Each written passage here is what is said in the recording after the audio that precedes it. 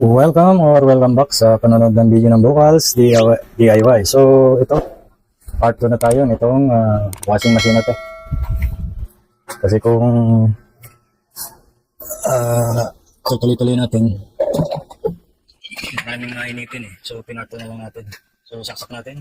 Ito yung yung makaraan na pinalitan lang natin ng capacitor at tinesting. So, ito, bago na yung ating capacitor dahil yung nakaraan nakataob siya rito eh. Yan banda. Tapos nabasa nung testingin natin below na yung value. So yung value niya is instead na 11 microfarad ay 10 microfarad na lang. So kaya nagpalit tayo ng capacitor. Pero nung pagpalit natin, ayan,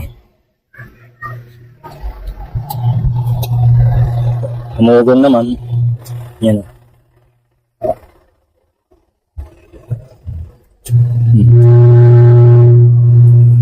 Pero same scenario, ano? Pag sa kabila, ayan, pag forward, ayan, wala talaga as in. Sa reverse lang siya gumagana. Ayan. Pero tutulungan mo pa. Ito, forward natin. Wala, ayaw talaga. So, matik. Ang problema ng ating washing machine ay itong motor na mismo. So, ang ano naman ito, ang magiging leksyon dito ay kung paano natin matetest yung motor na talagang positive ba na sira. Kasi nagana na tayo eh. Nagpalit na ng capacitor eh. Kompleto yung circuit pero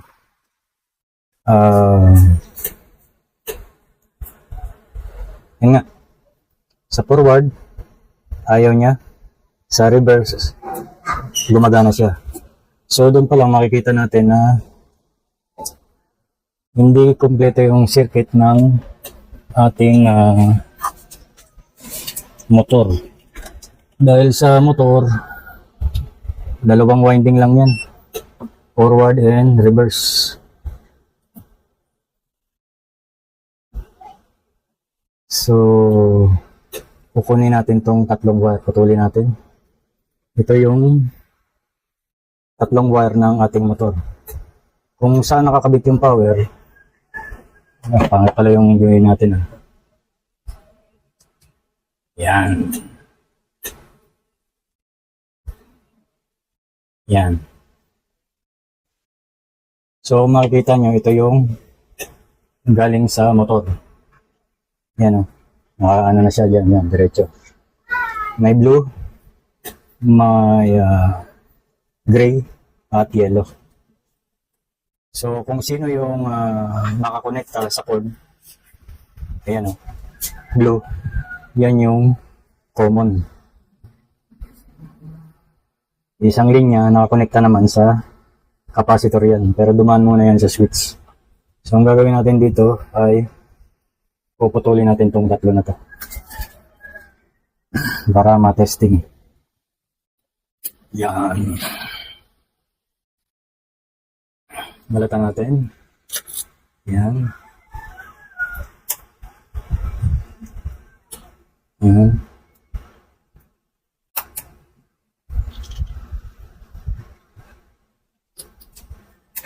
Tapos, siyempre, dapat may tester tayo, ano. So, iyuko natin ng konti yung camera para makita. So, itong blue, ito yung nakonekta sa ating, sa ating cord. Ito yung common. Uy, sira. Reset muna natin. Yan.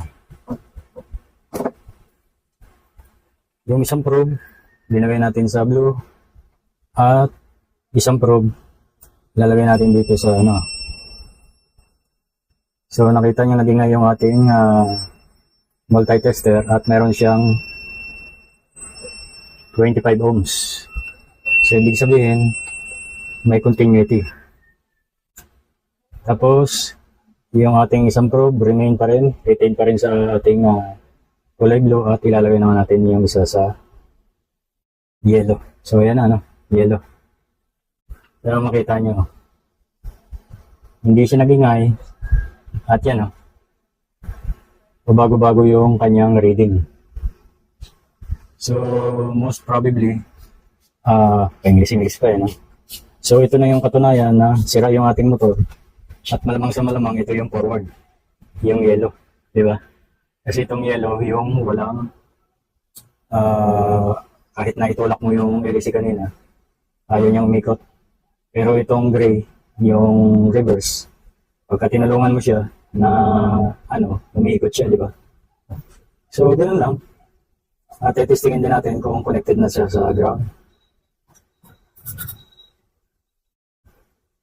Yan, wala.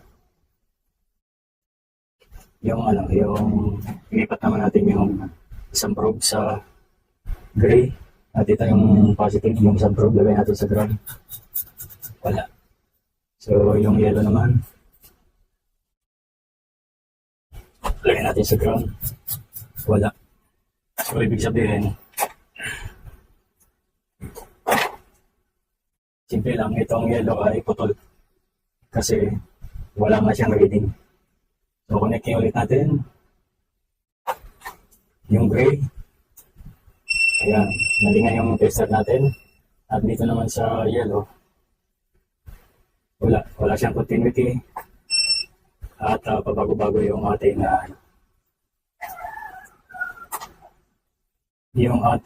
reading. So, confirm na sira yung ating motor.